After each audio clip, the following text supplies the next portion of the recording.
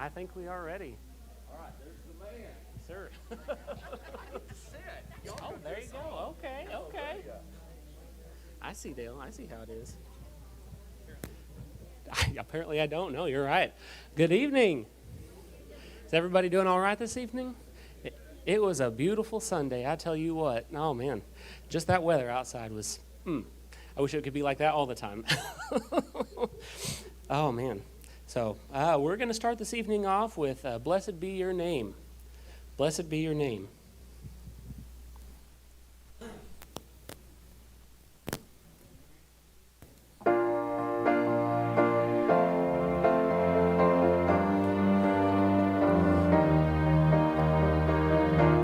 Blessed be your name in the land that is plentiful, where your dreams of abundance flow.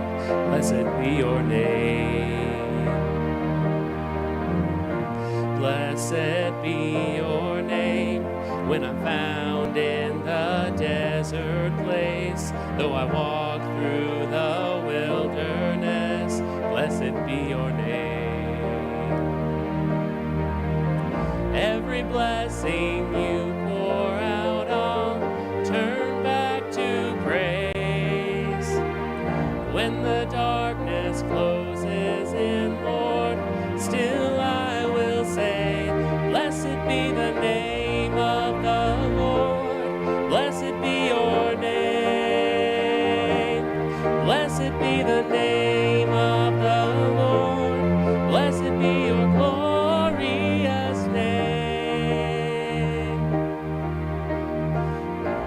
Blessed be your name when the sun's shining down on me, when the world's all as it should be.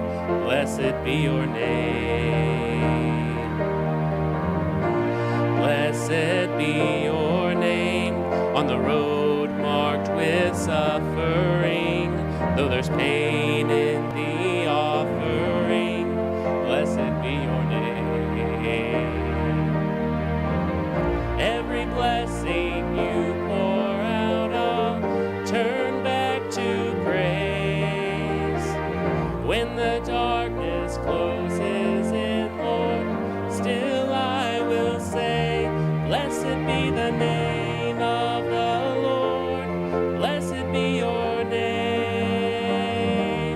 Blessed be the name of the Lord. Blessed be your glorious name. You give and take away. You give and take away. My heart will choose to say, Lord, blessed be your name. Blessed be,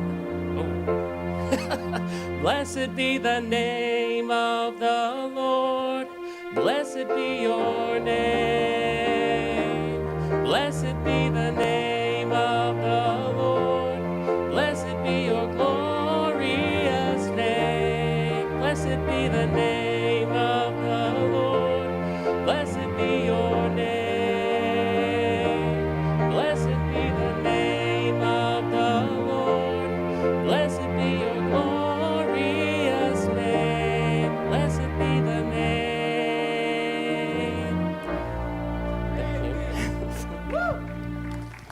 Thank you, brother. Tease Stephen and say, listen, buddy, don't blow it. But good job, man. We appreciate it. You know, it's funny when you mess up, when the words are, and you just laugh. Isn't that amazing? Well, I want to just say a few things, and then we have a short movie. How many of y'all remember 10th grade civics? Don't lie to me. You don't remember nothing about it. But there were some things that we learned back in 10th grade. Maybe you had Arkansas history, or you had American political science or something like that. And there were some things that we learned about our country that have really, really changed over the last 50 years. And so tonight I want to show this video, and it's about 27 or so minutes long. And what it does is it refreshes our minds as to what a republic and a democrat. A democratic political system, what those are. Reminds us the difference between communism and socialism and all these different things. So that, I think, tonight, you may say, well, preacher, I don't really know what place this has, but this is going to set us up for the message and for the things that follow. Here, the next 2 Sunday nights, we've got some special events. Next week, we have the harvest party out at the Morse's house in Mulberry. And I've been reminded by Tina Conant, she's chairman of our hospitality committee. We're having hot dogs and all that good stuff. But do y'all want chili with your hot dogs? I see some nods. Okay, if you want chili with the hot dogs, lift those hands real high. All right, these are the volunteers, Tina, that are going to make chili. No. I'm working on it, okay? We would love, if you could, please, make a pot of chili, bring it with you. And we're also going to gather all the fixings, onions and the Fritos and all that kind of stuff. If you want to make a chili pie, we'll have cheese and all that. But also, if you don't want to make some chili, is that right, Tina? Did I do all that? Good, thank you. And then, if we want to, we need some like finger food desserts. Now, if you can anyway make a lemon meringue pie that's finger, I would love to see that, okay? But if you want to bring some desserts that are kind of finger desserts that can be carried around, we're going to have the platform set up and all the music equipment will be there. We got special guests coming to sing and play, and it's just going to be a wonderful time. That's next Sunday night. Yes, ma'am. Oh, yes, and we are having a silent auction for a lot of different stuff. Y'all remember last year, Larry Wiley about sold all the wheels off of his wagons. And they had 4 of them, and there's 4 this year? Okay, we're going to have more of those big decorated wagon wheels for you folks. We've got a lot of other things. Doris Linton made a beautiful Christmas wreath. And she's going to have it there to auction. If you got some stuff that you'd like to auction off, all the money in this silent auction is going to missions.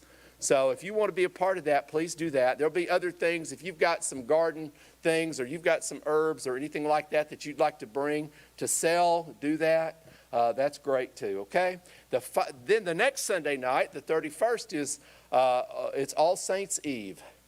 It's the day before All Saints Day. Little kids go out dressed up like little saints and get candy. Not really, but on the 31st, we are having a trunk or treat here at the church for all of our children. So if you'd like to get some candy and dress up and come down and give stuff to the kids, that's going to be amazing. And all of that led to this.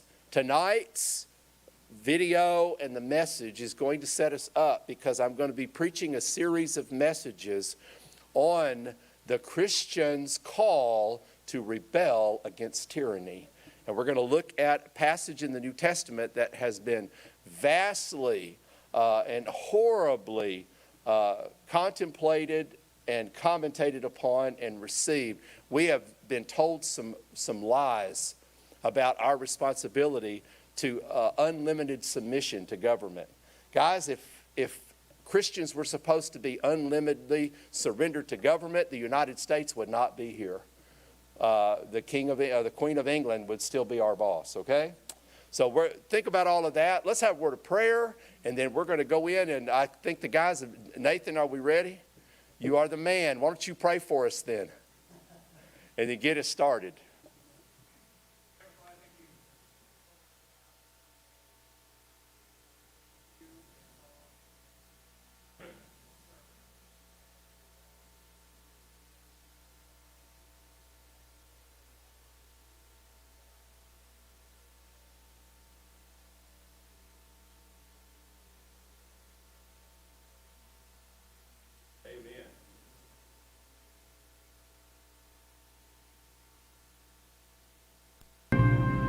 The United States of America. Born in 1776, our country is the offspring of a religious-based heritage of liberty under law. Blessed with great natural resources and a pioneer people given to industry and moral discipline, our nation grew to be strong and prosperous and developed the finest governmental system ever devised by man. America soon became known as the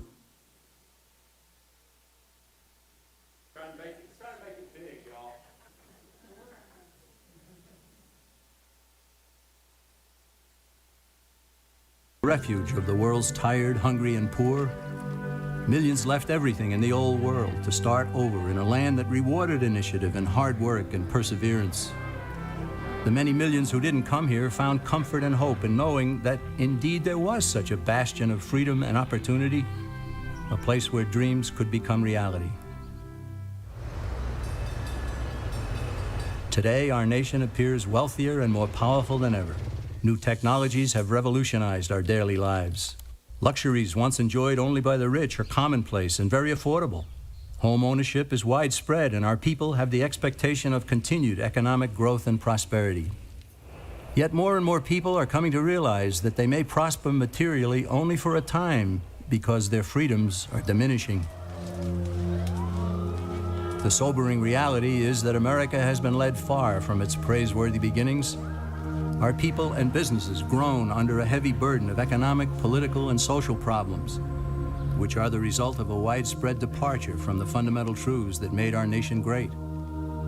If the United States of America is to endure, citizens far and wide must once again come to understand, embrace, and live by timeless concepts called Americanism.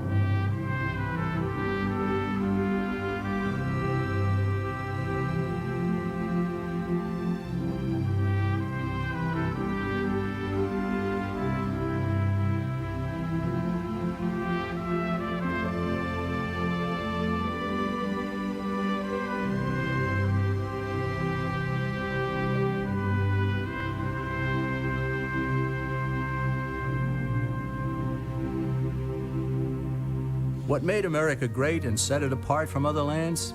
Was it natural resources? No, other lands are equally blessed. Was it the people? No, the people who built America came from elsewhere. Was it government planning and wisdom that spurred our nation to such heights? No again. It wasn't what government did that made America great. It was what government was prevented from doing that made the difference. What set America apart from other lands was freedom for the individual. Freedom to work, to produce, to succeed, and especially to keep the fruits of one's labors. America became great precisely because the stifling effect of too much government had been prevented. However, freedom in America was not totally unrestrained. Americans overwhelmingly chose to limit their actions with moral codes such as the Ten Commandments, personal morality, and limited government. It's a combination that characterized America and made it the envy of the world.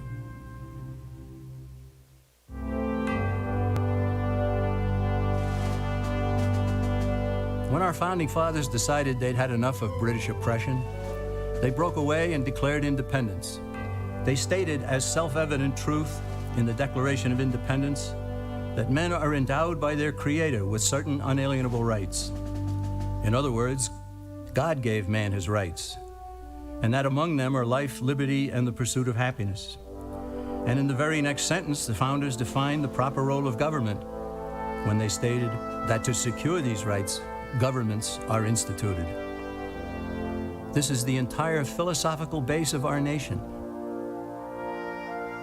Here, the government cannot legitimately redistribute the wealth, assume power over the people's lives, and dominate man's existence with oppressive taxation, regulations, and controls. According to the founders, government was to be a negative force, which leaves people alone. Its sole function is to protect citizens from one another and from foreign governments, and especially from their own government itself. The founders did not create a government to be a positive force, to do things for people, to take from some, to give to others. They understood that when a government starts doing something for one citizen, it has to take from another to do so. And in the process, it gains control over both.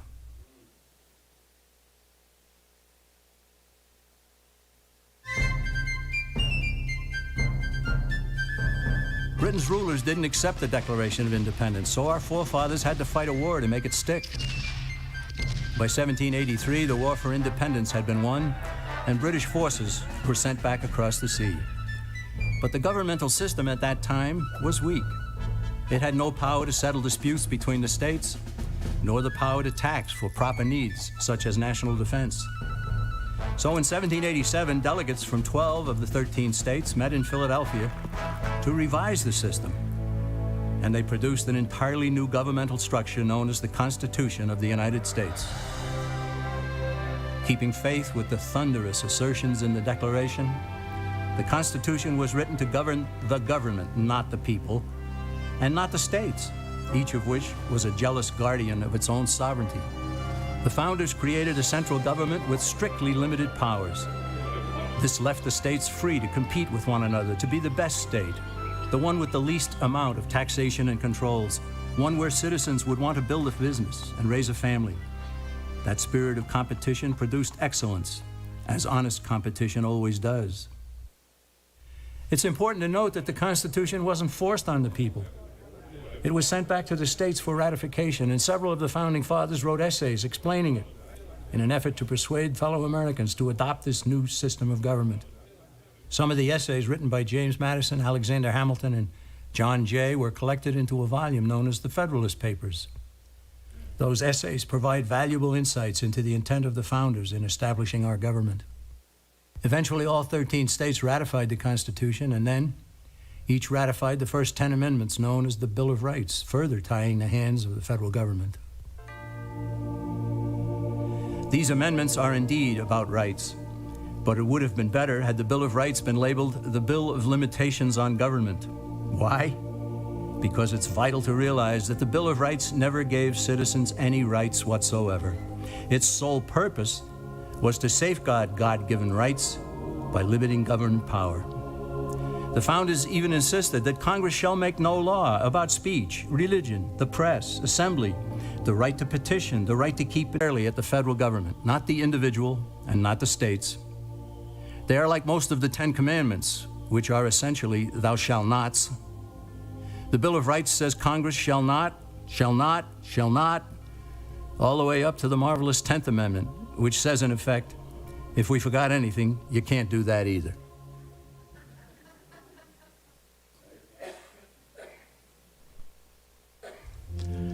When Benjamin Franklin exited the Constitutional Convention, he was asked by a woman, "Sir, what have you given us?"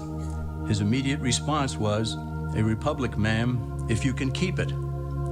Yet most Americans today have been persuaded that our nation's governmental system is a democracy and not a republic. The difference between these two is essential in understanding Americanism and the American system. Before we discuss political systems, however, it's helpful to address the confusion that has been spread about the political spectrum. Many have been led to believe that the political spectrum places groups such as communists on the far left, fascists or dictators on the far right, and political moderates or centrists in the middle. However, a more accurate political spectrum will show government having zero power on the far right to having 100% power on the far left. At the extreme right, there is no government. The extreme left features total government under such labels as communism, socialism, Nazism, fascism, princes, potentates, dictators, kings, any form of total government. Those who claim that Nazis and fascists are right-wing never define their terms. This amounts to spreading confusion. Toward the middle of the political spectrum can be found the type of government limited to its proper role of protecting the rights of the people. That's where the Constitution of the United States is. Those who advocate such a form of government are really constitutional moderates. So let's analyze the basic forms of government. They are monarchy or dictatorship ruled by one, oligarchy ruled by a few, democracy ruled by a majority, republic ruled by law, and anarchy, which is ruled by no one. In discussing these five, we'll see that they can be narrowed down to even fewer. Looking first at monarchy or dictatorship, this form of government doesn't really exist in the practical sense. It's always a group that puts one of its members up front. A king has his council of nobles or earls, and every dictator has his bureaucrats or commissars, the men behind the scenes. This isn't ruled by one, even though one person may be the visible leader. It's ruled by a group. So let's eliminate monarchy, dictatorship, because it never truly exists. Oligarchy, which is ruled by a group, is the most common form of government in all history, and it is the most common form of government today. Most of the nations of the world are ruled by a powerful few, and therefore oligarchy remains. At the other end, we find anarchy, which means without government. Some people have looked over history and found that many of its worst crimes were committed by governments. So they decided that having no government might be a good idea. But this is a mistake, because as the ancient Greeks stated, without law there can be no freedom. Our founding fathers agreed and held that some amount of government is a necessary force in any civilized, orderly society. In a state of anarchy, however, everyone has to guard life, liberty, and property, and the lives of family members. Everyone must be armed, and movement is severely restricted because one's property has to be protected at all times. Civilized people have always hired someone to do the guarding, a sheriff, a police force, or some branch of government. Once law enforcement was in place, the people were freer. They could leave their property, work in the fields, and so on. In short, the proper amount of government makes everyone freer. There are some who advocate anarchy, however, not because they want no government, but because they don't like what they have. They use anarchy as a tool for revolutionary change. The condition of anarchy is very much like a vacuum where something rushes in to fill it. These calculating anarchists work to break down the existing government with rioting, killing, looting, and terrorism. Tragically, the people living in such chaos often go to those best able to put an end to it and beg them to take over and restore order. And who is best able to put an end to the chaos? The very people who started it. The anarchists who created the problem then create a government run by them, an oligarchy, where they have total power. This is exactly what happened in Russia that led to Lenin taking total power, and in Germany, where Hitler's brown shirts created the chaos that brought him to power. But anarchy isn't a stable form of government. It's a quick transition from something that exists to something desired by the power-hungry. It's a temporary condition, and because it isn't permanent, we eliminate it as well. The word democracy comes from two Greek words, demos, meaning people, and kratein, meaning to rule. Democracy, therefore, means the rule of the people, majority rule. This, of course, sounds good, but suppose the majority decides to take away one's home, or business, or children. Obviously, there has to be a limit. The flaw in democracy is that the majority isn't restrained. If more than half the people can be persuaded to want something in a democracy, they rule. What about republic? Well, that comes from the Latin, res meaning thing, and publica meaning public. It means the public thing, the law. A true republic is one where the government is limited by law, leaving the people alone. America's founders had a clean slate to write on. They could have set up an oligarchy. In fact, there were some who wanted George Washington to be their king. But the founding fathers knew history, and they chose to give us the rule of law in a republic, not the rule of a majority in a democracy. Why? Let's demonstrate the difference in the setting of the Old West. Consider a lynch mob in a democracy. 35 horseback riders chase one lone gunman. They catch him, and they vote 35-1 to hang him. Democracy has triumphed, and there's one less gunman to contend with. Now consider the same scenario in a republic. The 35 horseback riders catch the gunman and vote 35-1 to hang him, but the sheriff arrives, and he says, "You can't kill him. He's got his right to a fair trial." So they take the gunman back to town. A jury of his peers is selected, and they hear the evidence and the defense, and they decide if he shall hang. Does the jury even decide by majority rule? No, it has to be unanimous or he goes free. The rights of the government aren't subject to majority rule, but to the law. This is the essence of a republic. Many Americans would be surprised to learn that the word democracy does not appear in the Declaration of Independence or the U.S. Constitution, nor does it appear in any of the constitutions of the 50 states. The founders did everything they could to keep us from having a democracy. James Madison, rightly known as the father of the Constitution, wrote in essay number 10 of the Federalist Papers, "Democracies have ever been spectacles of turbulence and contention, have ever been found incompatible with personal security or the rights of property, and have in general been as short in their lives as they have been violent in their deaths." Alexander Hamilton agreed, and he stated, We are a republican government. Real liberty is never found in despotism or in the extremes of democracy. And John Adams, a signer of the Declaration of Independence, stated, "Democracy never lasts long. It soon wastes, exhausts, and murders itself." The founders had good reason to look upon democracy with contempt because they knew that the democracies in the early Greek city-states produced some of the wildest excesses of government imaginable.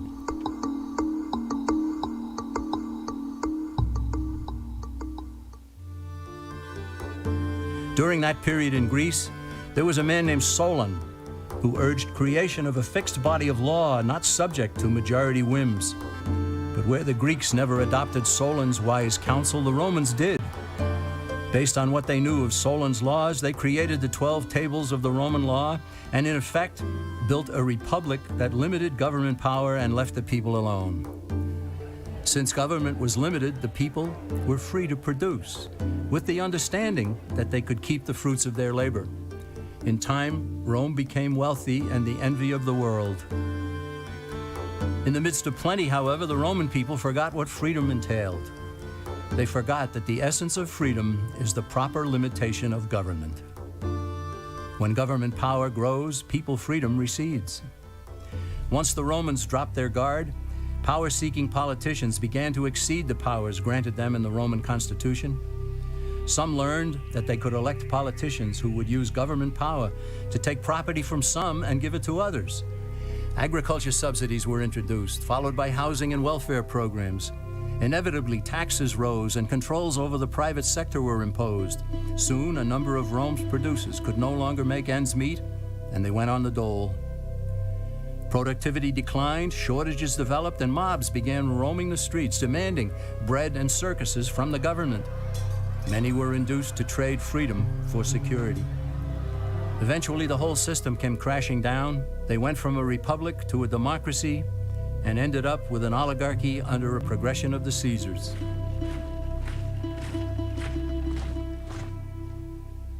Thus, democracy itself is not a stable form of government.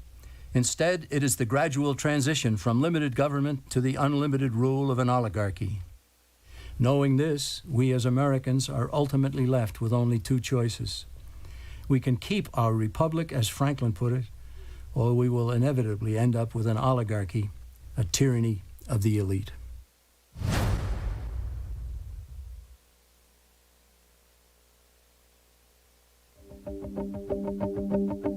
Just as there is widespread confusion regarding political systems, there is similar confusion in the economic arena.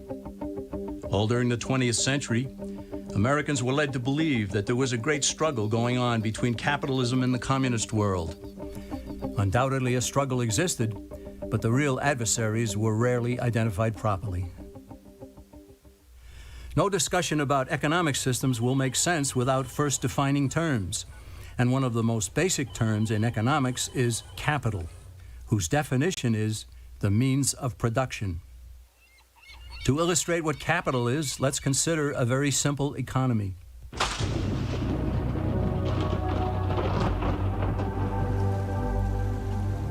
On the sands of a small island, a castaway has just washed ashore.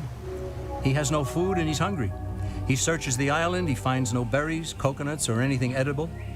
He goes back into the water and tries to catch fish with his bare hands, but he fails. So he goes back up on shore and he finds a bush. He breaks off a branch, he gnaws at one end to make a sharp tip. Back into the water he goes, and with his spear, he catches fish. His spear is capital. It's the means of production for catching fish. He gave up some of his time and some of his energy to produce something he could not eat, but something that would help him to produce something that he could eat. Capital, therefore, can be tools, machinery, and even a man's handmade spear to catch fish. Such being the case, consider that the communists in the former Soviet Union, as well as in China and Cuba, have always used tools and machinery. Officials there even view people as capital. Therefore, by strict definition, are not communists capitalists? For that matter, isn't everyone a capitalist? And so, is not every economic system a capitalist system? What then is the difference between what the communist system is and what the American capitalist system is supposed to be? The difference is ownership of the capital. Is the system monopolistic, state-controlled capitalism, or is it competitive, free enterprise capitalism? It is between these two opposing economic systems that a battle has always raged. Before we proceed, let's also define free market. Basically, it's a self-regulating system in which all parties are completely free to transact with one another. But where force, fraud, or injury damages one party, the government's role is only to punish those who commit such offenses and to vindicate the rights of the other party. This protects the integrity of the free market, or free enterprise system, without intervening in it. The term private property also needs clarification. For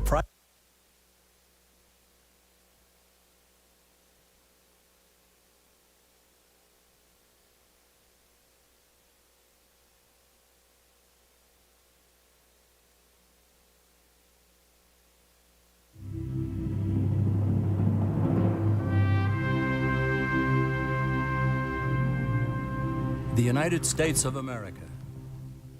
Born in 1776, our country is the offspring of a religious-based heritage. It was almost over. They were going to talk about who owns the capital, and basically, in a communist, a far-left communist society, the government owns the capital. And in a free market, the way the United States was intentionally be set up, the people own the capital. My truck, I own David Crawford and the farm equipment. He owns them. Mac Woody owns his barbershop and all of his tools. You're able to take something that you own and produce something that you get to keep the fruit of your labor. You don't just turn it into the government. So that was basically where they were heading. And y'all, I'm going to do something. And looking at my watch, do y'all want me to go ahead and bring this message tonight? Yay or nay? I see a few nods. Okay, I will. But boy, there's a lot of stuff we could talk about that maybe you have seen that you might have forgotten. I am totally amazed at what I see that our founders created, what they were looking for, and what we have today. And the idea that the Republican form of government that our founders set up was, the Constitution was intended not to limit the people, but to limit the government. Y'all, that is a total foreign idea to people who are in Washington, D.C. today. And the idea that the original 13 colonies, each one had to ratify this Constitution themselves in order for the Constitution to even apply. Those states had to agree.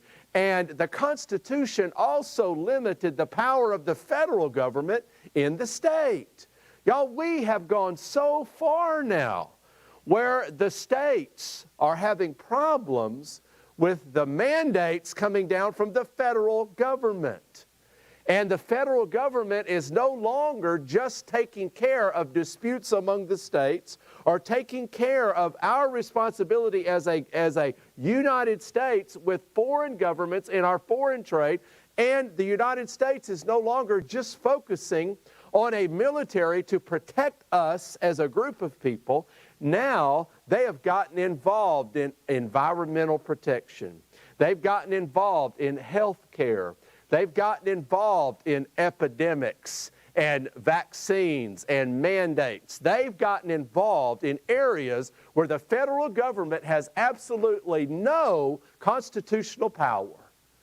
But what has happened is, just like you saw the picture there in early Rome, Rome established a republic, and they had senators, and they had delegates, and they had, a system of government that flourished, and the people, Rome became the greatest nation on the earth, eventually the greatest empire that ever existed. But as soon as the people began to give up a little power here and a little power there and a little more here. And the government just kept saying, give us a little more, give us a little more, give us a little more. And the people kept giving it up and giving it up and giving it up. Make my life easy. Let the government take care of me. And before long, they realized that they could vote for people who would scratch their back if they scratched theirs. You see what I'm saying? Now we live in a country that is drifting away from being a republic to a democracy. And really that democracy is fading because we really have an oligarchy.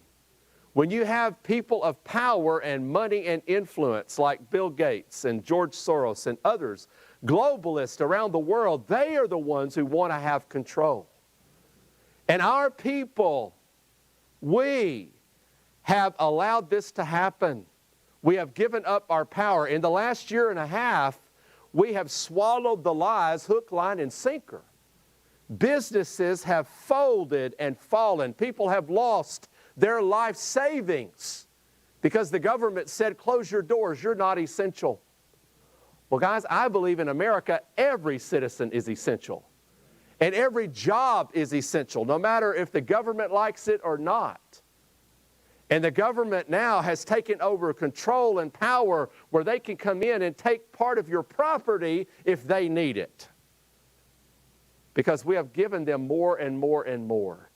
And the reason that I think this is so important for us as Americans, and especially as Christians, because guys, as we lose these civil liberties, we give these things up, before long, our First Amendment rights will be taken away. Our Second Amendment rights will be taken away. And after that, every right will be taken away. We will no longer have the right to assemble as believers. If we lose our civil liberties that were not given to us by the Constitution, but were given to us by God, if we lose those civil liberties, we will soon lose our religious liberties. And what has made America great is the fact that we have been a people that have been a Christian people. And we have allowed people to come and worship God the way they see fit. The government has not stepped in and limited us to a Baptist nation or a Catholic nation or an Episcopalian nation. We have been able to worship God. We have the freedom of religion in America.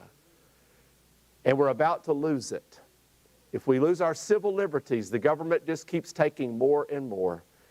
And I wanted to share tonight out of Genesis chapter 18. And you say, well, I hope all this fits together. Well, I hope it does afterward. I thought it was important that we maybe go back and study a little bit of civics so that we can understand this system that Jethro and his son-in-law Moses established in Genesis 18. Now, one of my favorite, sir? What did I say? Genesis? I'm sorry. Y'all, I've been studying Genesis. Exodus. Excuse me, Exodus 18. Thank you, Paul. Exodus 8. He loves being able to correct me, I tell you. Exodus 18. Of course, y'all remember several years ago when I preached the message on Solomon and I called him Samson about 30 times? Okay, y'all can remember that. But I thought it's important for us to see this system that Moses set up, because if you read in some of the early writings of our forefathers, one of the proof texts that they used, they looked at history. It's important, Christians, it's important that we remember our history. If we don't remember our history, then guys, we're going to keep making the same mistakes over and over and over again. We've got to remember our history. And when our forefathers came together, the framers and the founders of the United States, they knew their history. These were intelligent, wise men, very well educated. They had studied the political systems of the past, so they understood the Roman Republic. And they looked at it and they said, man, this works, but why? And there were some that said, here's the reason it works, because it's scriptural. Here's the reason that a republic form of government works. It's from the Bible. And so that was a mandate for them to look at Scripture as a guideline for establishing the government. Why do you think there are so many comments and so many mentions and so many allusions to a creator and a supreme being and God throughout our Declaration and throughout our Constitution? Because those men knew where the real power was. And so I want tonight to share a republic for which it stands. And I love that picture of the flag. Y'all, the United States flag has been desecrated. It's been burned. There are those who kneel when the flag is presented. There are those who spit when the flag is presented. They do not understand that that flag represents the Republic of the United States of America. And that republic through which it stands. Now let me just share. Go to the next slide, guys. America is not a democracy. Y'all know that, right? We saw that in here. But how many politicians have you heard say that? Y'all on both sides of the aisle. We've heard people say, oh, we got to save our democracy. The Republicans are saying the same thing, and I holler out at home to the TV. Tammy says, Dale, they can't hear you. But I say, we're not a democracy. We aren't. We're a republic. And I'm glad that we're not a democracy. Next slide, guys. Because guess what a democracy is? Here's what Benjamin Franklin said. Democracy is two wolves and a lamb voting on what to have for lunch. Liberty is a well-armed lamb attesting the vote, right? The Second Amendment gives us the right to keep and bear arms. Why? It is so that we might protect ourselves from the government. A democracy gives the rule to the majority. Well, what if the majority is wrong? Have you ever seen the majority be wrong? Yes. A well-armed lamb who is attesting the vote. Guys, because the Constitution limits our government, we all have a say. So we are not a democracy. We are a republic. And so I invite you to turn to Exodus chapter 18, and let me share and read this with you, and then we'll go back, and I just want to make a few comments, because I want you to see that our country was founded on some principles that are worth fighting for, that are worth standing for. Let's look at there at Exodus chapter 18. Starting at verse 13, it says, now the next day, if you go back and read chapter 18, you'll see that Moses was people were coming to Moses. Moses was sitting before the people and making judgments before the people. And there's a story there about Jethro, his father-in-law, coming to see him. And it says the next day Moses took his seat to serve as judge for the people. And they stood around him from morning until evening. Now, y'all, I can rarely sit from morning till, just from morning for 10 minutes. I got to move around. But here, Moses was sitting from morning till evening, making judgment over these people. And then in verse 14, now when his father-in-law saw all that Moses was doing for the people, he said, what is this you are doing for the people? Why do you alone sit as judge while all these people stand around you from morning till evening? And Moses answered him, because the people come to me to seek God's will. Whenever they have a dispute, it is brought to me, and I decide between the parties, inform them of God's decrees and instructions. Moses' father-in-law replied, what you are doing is not good. Man, now that's coming from your father-in-law. The one your wife has always said, if you were more like Daddy. Not really. But Jethro doesn't beat around the bush. He says, Moses, what you are doing is not good. Notice his reasoning. You and these people who come to you will only wear yourselves out. The work is too heavy for you. You cannot handle it. Now, I want to stop there for just a moment.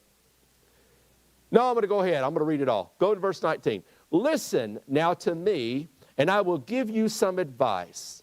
And may God be with you. You must be the people's representative before God and bring their disputes to him. Teach them his decrees and instructions and show them the way that they are to live and how they are to behave. But select capable men from all the people, men who fear God, trustworthy men who hate dishonest gain, and appoint them as officials over thousands and hundreds and fifties and tens.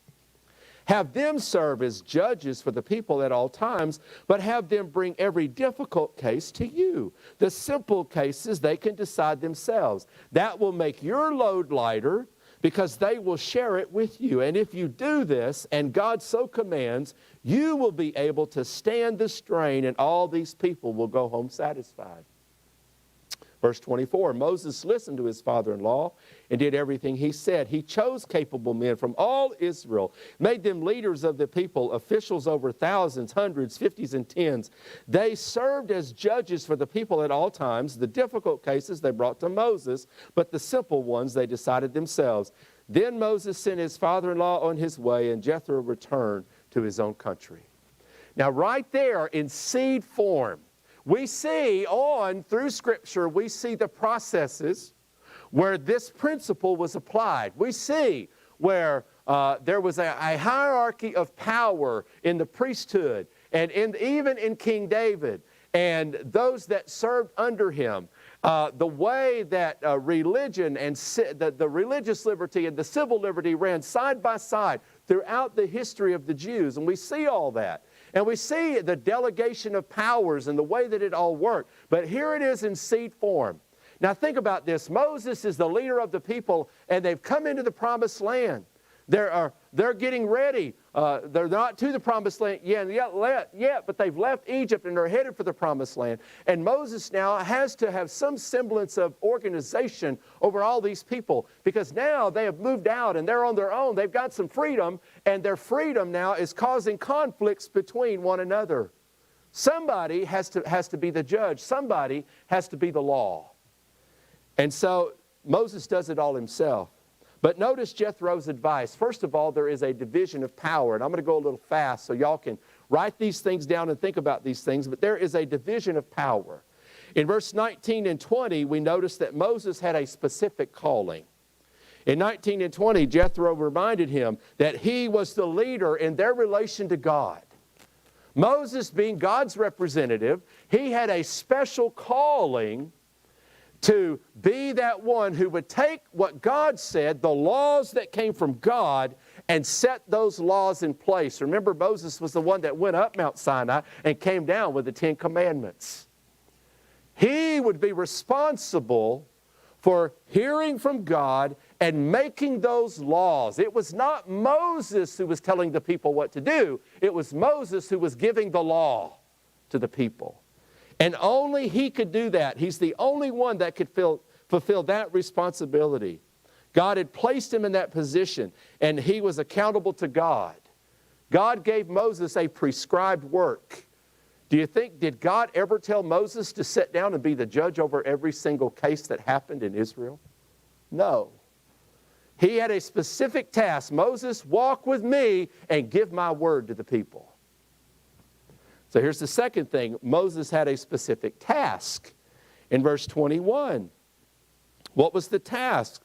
That he would appoint judges that would help settle disputes within their authority. I heard this saying one time, many hands make light work. That's true, isn't it? It does. That the causes would be sooner heard and the people eased by having swift justice.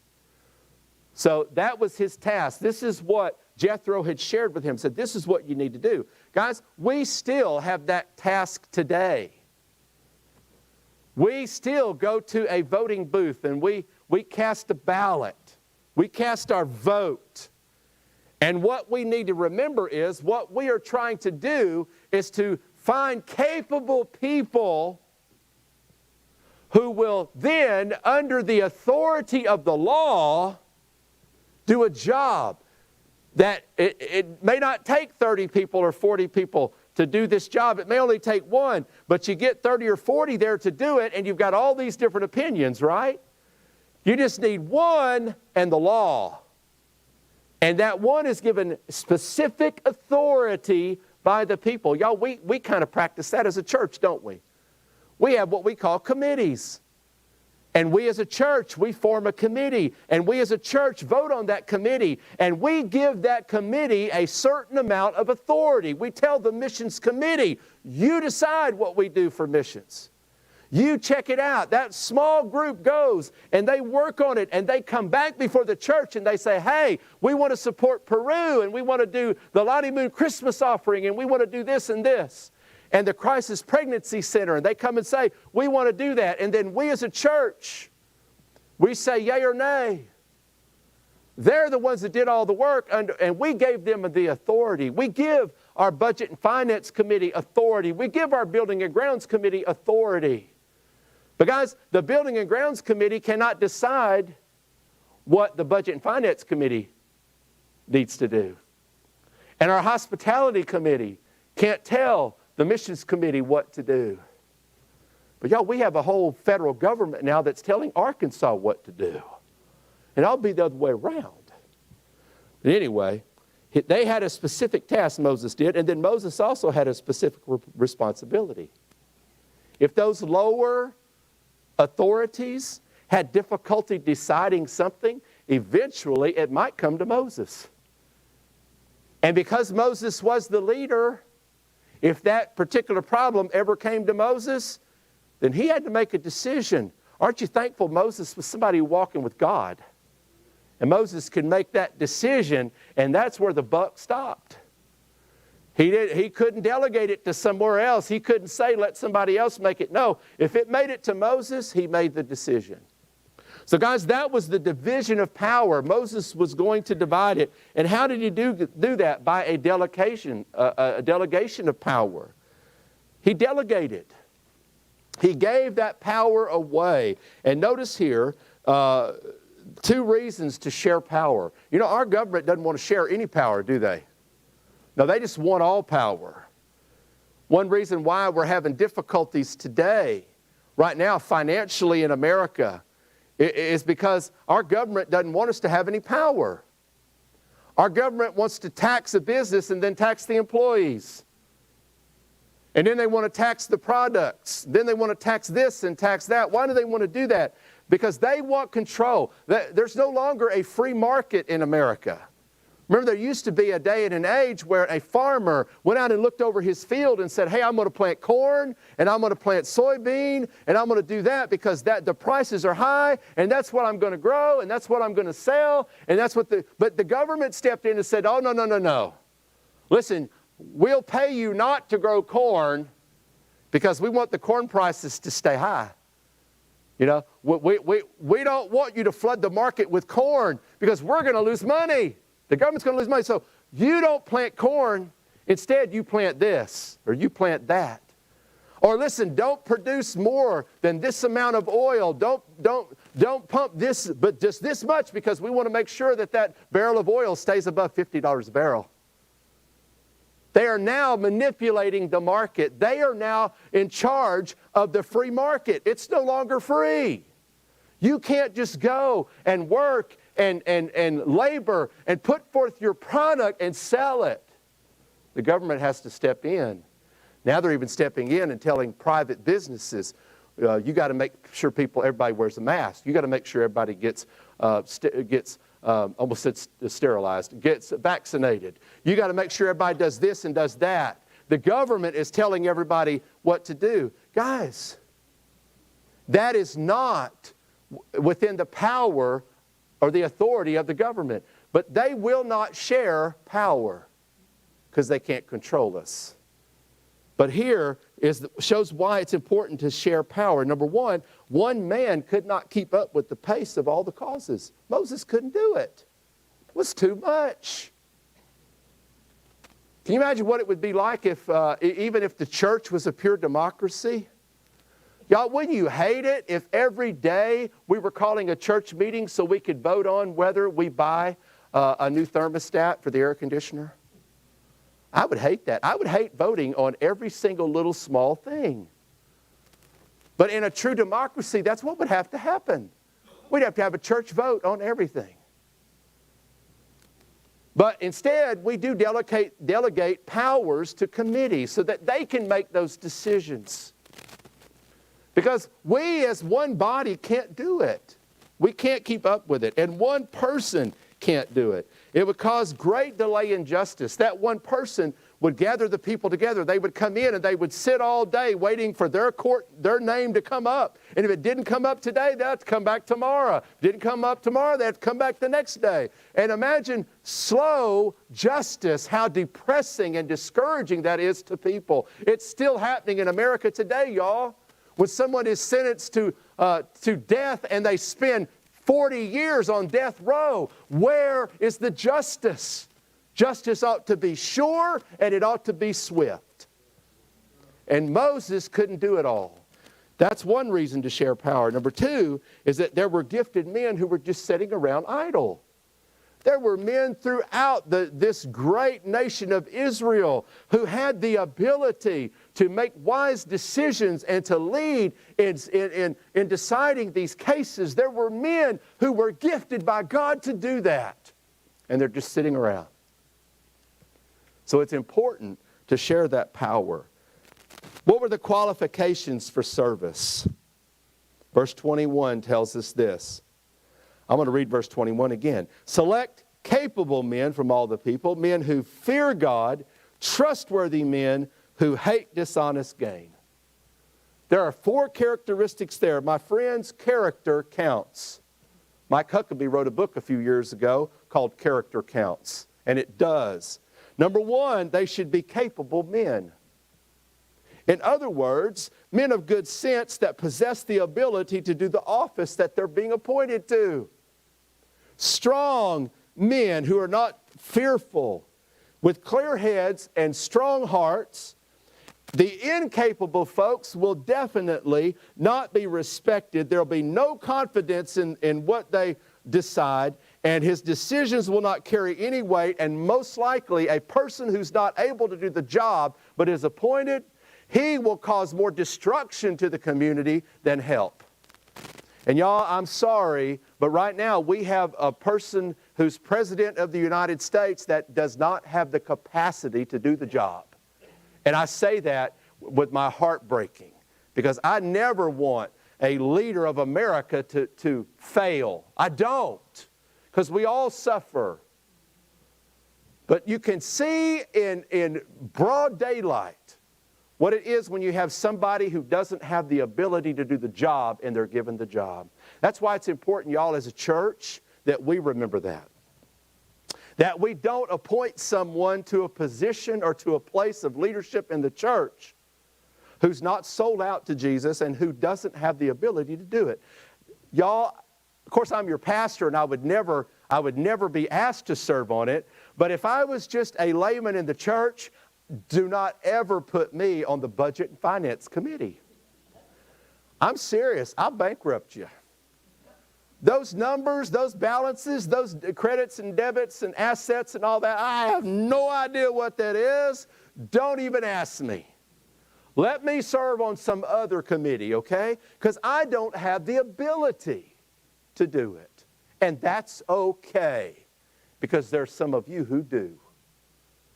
But see, he said, make sure that you appoint capable men, not just men who have money, not just men who can do something for you. You look for men who have the ability to do the job. Y'all, when we go into a voting booth in a time of elections here in America, that ought to be our number 2 qualification.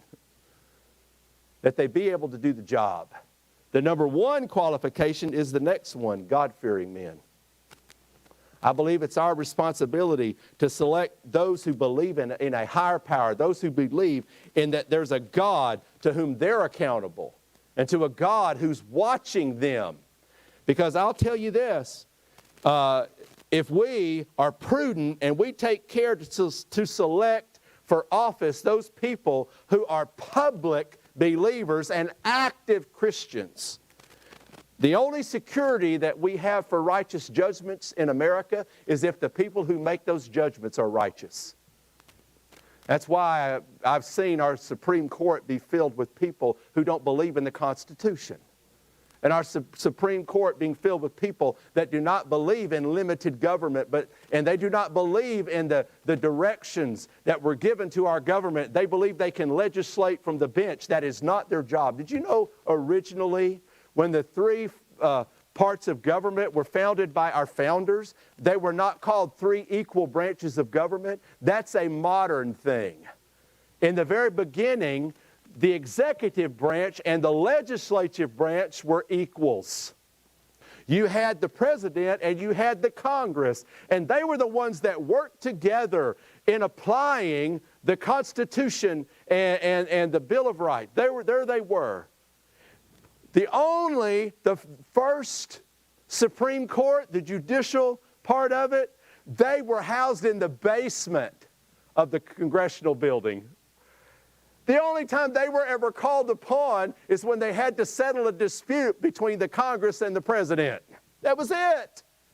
Look at what they do today.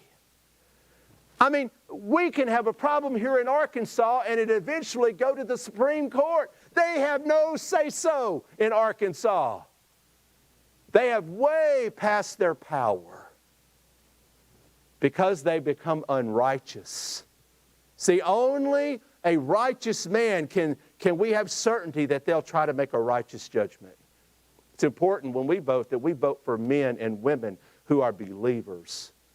And if neither one of them are a believer, then we have to take these other things into consideration. But our desire ought to be for Christian leaders. That was a qualification. Number 3, trustworthy men. Men of truth, whose word could be trusted, who would never tell a lie, who would not betray a trust, and would not in any way try to act deceptively. They love truth. They desire truth. They search out truth. They reveal truth. Guys, they don't cover up stuff. They put it out in the open.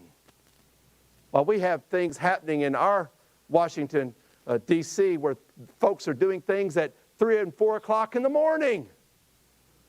Away from the eyes of the public, they go behind closed doors and they bar people from knowing what's happening. Those are not the characteristics of good leaders. And here's the 4th thing, honest men. When you look at the original language here, where it talks about those who will not take a bribe, there in verse number 21, men who hate dishonest gain. In the original language, it would be like this, men who detest a bribe and even the thought of it. Those were men who were honest and could not be swayed, could not enrich themselves at the expense of others. Y'all, we have people now that are going to Congress and they're becoming millionaires.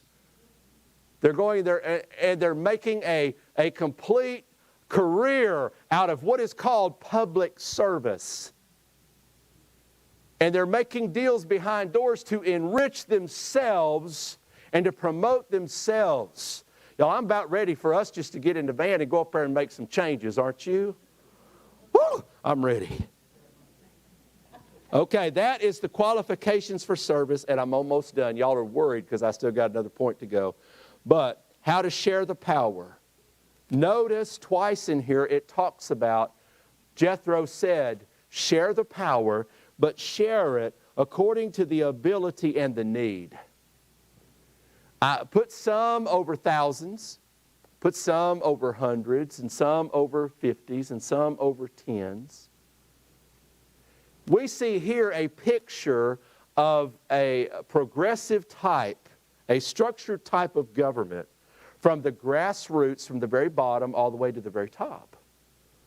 Y'all, that is the system that was put in place here in America, where right here, you can see it. We have an Alma City Council and a Van Buren City Council, and we have a county courthouse, and we have a state courthouse, and then we have a federal courthouse that's of a certain district, and then it eventually goes all the way up to the United States of America. There are things that are decided right here in our civil courts, and there are things that go to the state.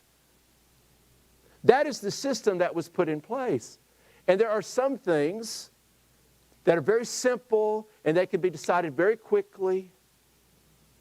And there are some things that are very difficult, require a lot more.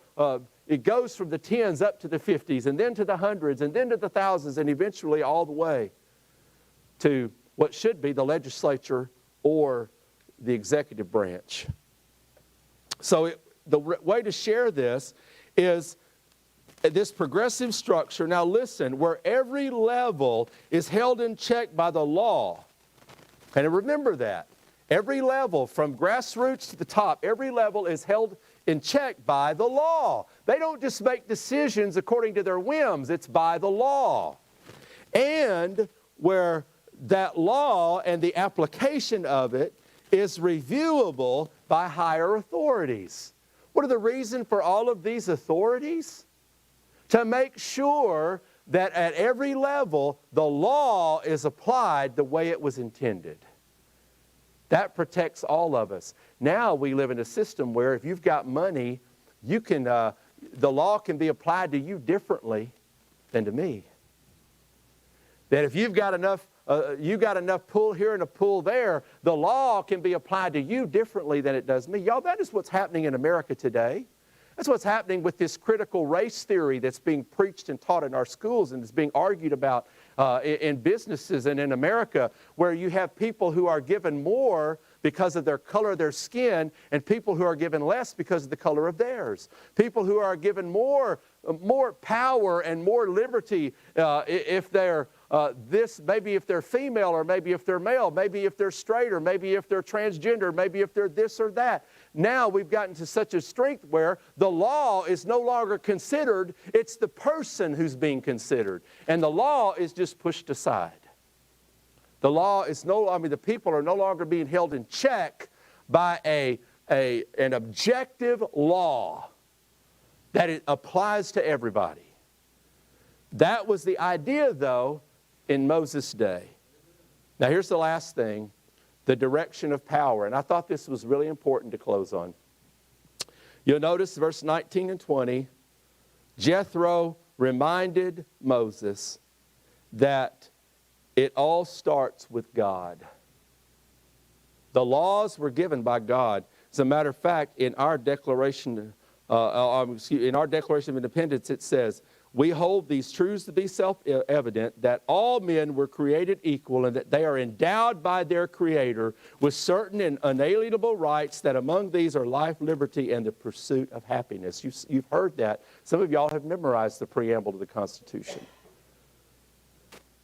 We know as Christian Americans that our laws, our system of government was given to us.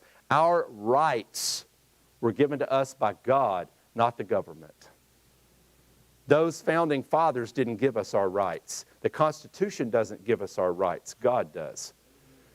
And so even in the days of Moses, Jethro reminded him, Moses, God's the one who gives you the laws. Okay, remember that, Moses. God's the one who gives you the directions. Not only does it start at the top, but it continues at the top. You'll notice down to verse 23.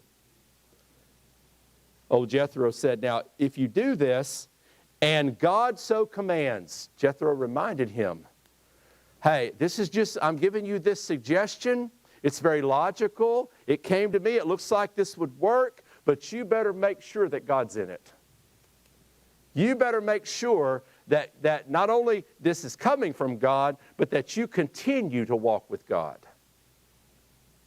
Because if you ever leave off God's commands, you ever get away from God's direction, Moses, all this will fall apart." Did you know we were warned of that by many of our founders? There were those who said that the Constitution of the United States of America could only rule a righteous people. And if the people of America ever cease to be righteous, the Constitution will fail. The government will crumble. Are we there yet? Righteousness has taken a back seat.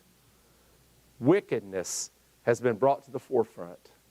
And y'all, that is certain destruction for America. We have a reason to value this form of government and to thank God for laws and elected officials. His plan is the best for ensuring this, that we are not like the fish of the sea, where the biggest devour the smallest. We're swiftly getting to that point now, aren't we? Where the elite and those in power run with cleats over the rest of us. So, guys, beware and watch, listen. Don't just get your news from CBS, NBC, or ABC. You better search and be wise and get as much information as you can. Be smart. Because I think we're living in a day and an age where it's time, and we're going to have to take a stand on some things that are important.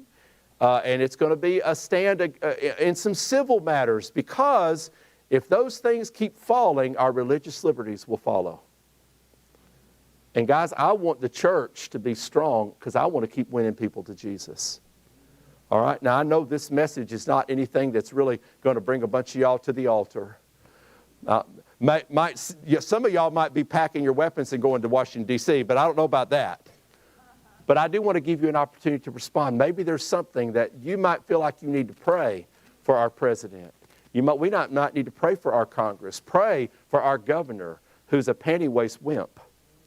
Pray for others that are in positions of leadership. We've got Christians in Washington, D.C., y'all, that are like sheep before the wolves. We need to pray that God would give them wisdom and power and courage. Maybe you need to come and pray. Whatever you need to do, respond. Will you stand with me? Lord, right now we thank you for the opportunity. Thank you, God, for your word. I'm thankful, Lord, to see, the patriotism and the love for my country that I've had since I could even remember. God, I'm thankful to know that there's a reason for that. It was founded upon biblical principles, on laws, and on your authority. God, we've drifted so far. I pray that you would awaken your people, the church. Because God, I think there's still some things that we can do to bring people to Christ, to have the liberty to do that. So Lord, we give this all to you. I pray that during this time of invitation that you would speak to hearts. In Jesus' name I pray. Amen. Do you need to come and pray? The altar's here. You come. I hear the Savior say, thy strength in me is small. Child of weakness, watch and pray. Find in me thine all in all. Jesus paid it all to him I owe. Sin hath left a crimson stain, he washed it white as snow. Well, y'all, I know I kept you a little longer, but I've let y'all out short here recently, right? So I just made up for it tonight. But you asked for it. I said, do you want me to preach this or not? So anyway, yes, ma'am? Yes, ma'am. Thursday, the band leaves at 3:30. If you have the time, if you haven't signed up, please let me know if you want to go. And if you decide sometime during the week that you can't go, please let me know. Okay. Montanay Chicken, the band's leaving at 3:30. If you've never been there, it's